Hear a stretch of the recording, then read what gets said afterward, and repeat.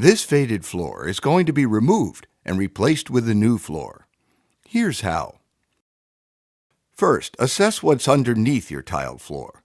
We can see the subfloor by looking up at the bottom of the floor from the basement. But this is an old house. What else might there be? Often examining the area around a floor register will give you a clue. Here we've discovered not only the subfloor, but two older floors underneath the tile. So in this project, we're going to remove the floor tiles and one glue-covered wooden floor below it. Start by preparing the area for dusty work. Cover the air return ducts so that the dust doesn't get blown throughout your house.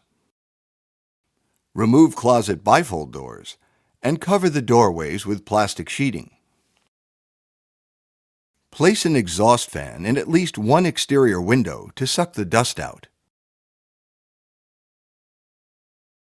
Before you start, set up a way of disposing of the construction debris. The closer to the worksite, the better. Starting at a doorway, pry away the molding. Usually, there are only a few nails holding the molding in place. If you work slowly and carefully, gently prying it from the wall, you'll have the option of reusing the molding after the new floor is installed. If the molding doesn't pull away easily, like this molding, it's a good idea to rest the pry bar on a small piece of wood to protect the wallboard. Protect yourself with goggles, dust mask, and gloves. Wear long pants. Crack the tile with a hammer and pry up loose pieces. Continue to work across the room, cracking and lifting away the old tile.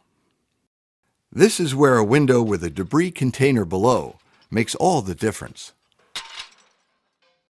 Once the tile is removed, you can remove the old flooring. It would be way too labor-intensive to remove the glue from this floor and refinish it. To begin to remove the flooring, first pry up a doorway threshold and whatever else you discover underneath it, until you reach the subfloor. When working around floor registers, stuff a rag into the duct to prevent dust and debris from falling in.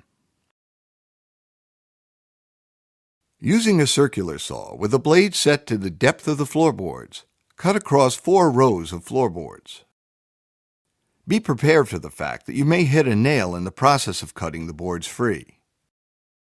Use a pry bar to pry up and remove the floorboards. Work your way down the boards and across the room, carefully prying up the floorboards. Be careful to remove all the nails that do not come up with the floorboards, so that you don't step on them when walking around the work area. In addition, carefully put aside the old floorboards so that there's no danger of stepping on old rusty nails. Continue to work across the floor. Use a hammer when necessary.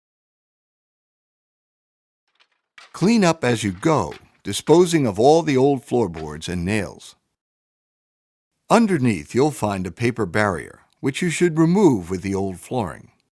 The old original floor, long covered up, is smooth enough to use as our base for our new floor. In new houses, the new floor would be laid over a subfloor, which is usually plywood, OSB, or particle board. In Part 2, we'll prepare to lay the new floor.